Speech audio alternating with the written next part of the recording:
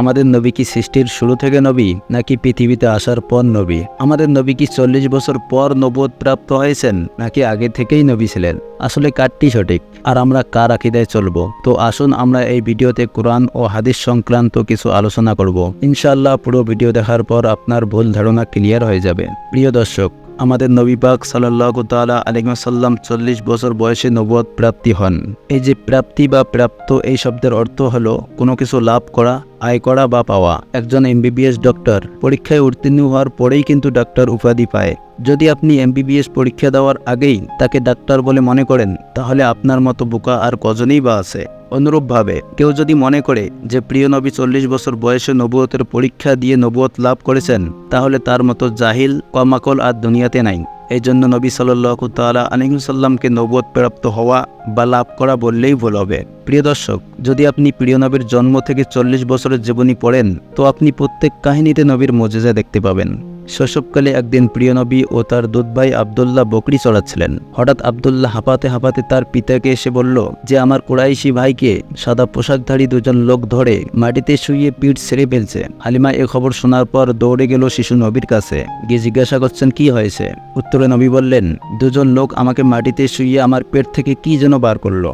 হালিমা শঙ্কিত হয়ে নবীকে এক জ্যোতিষীর কাছে নিয়ে আসে। জ্যোতিষী নবী সাল্লাল্লাহু তাআলা আলাইহি ওয়াসাল্লামকে দেখেই আসন থেকে দাঁড়িয়ে নবীকে বুকে চেপে ধরে চিৎকার করে বলল, কোথায় আসো হে আরবের মানুষ, জলদি আসো, তোমাদের যে বিপদ আসার কথা ছিল এসে গেছে, শীঘ্রই তা দমন করো। এই শিশুকে তোমরা খুন করো, আর শুনে রাখো যদি তোমরা একে বাঁচতে দাও তাহলে এই শিশু তোমাদের দিন ধর্মকে নিশ্চিহ্ন করে দেবে আর এমন এক ধর্মের প্রতি আহ্বান করবে যেটা তোমরা কখনো শুনতে পাওনি। জ্যোতিষীর একথা শোনার পর হালিমা শিহরিত হয়ে উঠলেন আর সঙ্গে সঙ্গে রাসূলুল্লাহ সাল্লাল্লাহু আলাইহি ওয়াসাল্লামকে তার হাত থেকে ছিনিয়ে নিলেন আর বললেন, তোমার মাথা খারাপ হয়েছে, আগে তোমার মাথার চিকিৎসা করানো উচিত।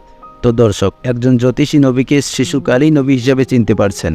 আর শুধু এই এক জ্যোতিষী না, আরও অনেক পণ্ডিত জ্যোতিষীরা আছেন যারা নবীকে 40 বছরের আগেই নবী হিসেবে চিনতে পেরেছিলেন। আজ বড় কষ্ট লাগে, মুসলমান হয়ে আমরা নবীকে চিনতে পারছি না। আমাদের প্রিয় নবী হচ্ছেন সকল নবী রাসূলগণের মধ্যে শ্রেষ্ঠ। আল্লাহ পাক বলেন, হে রাসূল, আপনি বলেন, হে মানব জাতি, আমি তোমাদের সকলের জন্যই আল্লাহর রাসূল।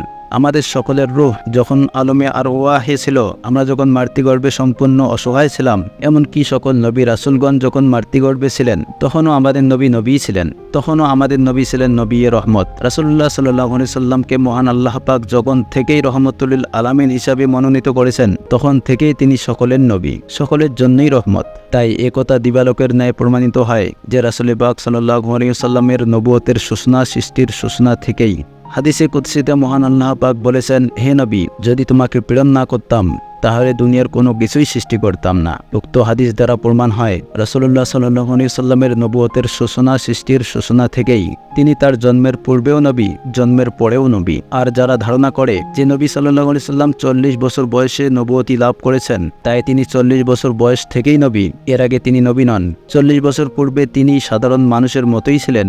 সুতরাং 40 বছর বয়সের পূর্বে তিনি যা বলেছেন, যা করেছেন তা আমাদের জন্য অনুসরণযোগ্য নয়, কারণ 40 বছর পূর্বে তিনি তো নবীই ছিলেন না। এদের ধারণা সম্পূর্ণ ভুল, কারণ আমাদের নবী পাক সাল্লাল্লাহু আলাইহি সাল্লামের উপর অন্যান্য সকল নবী রাসূলগণ ঈমান এনেছেন।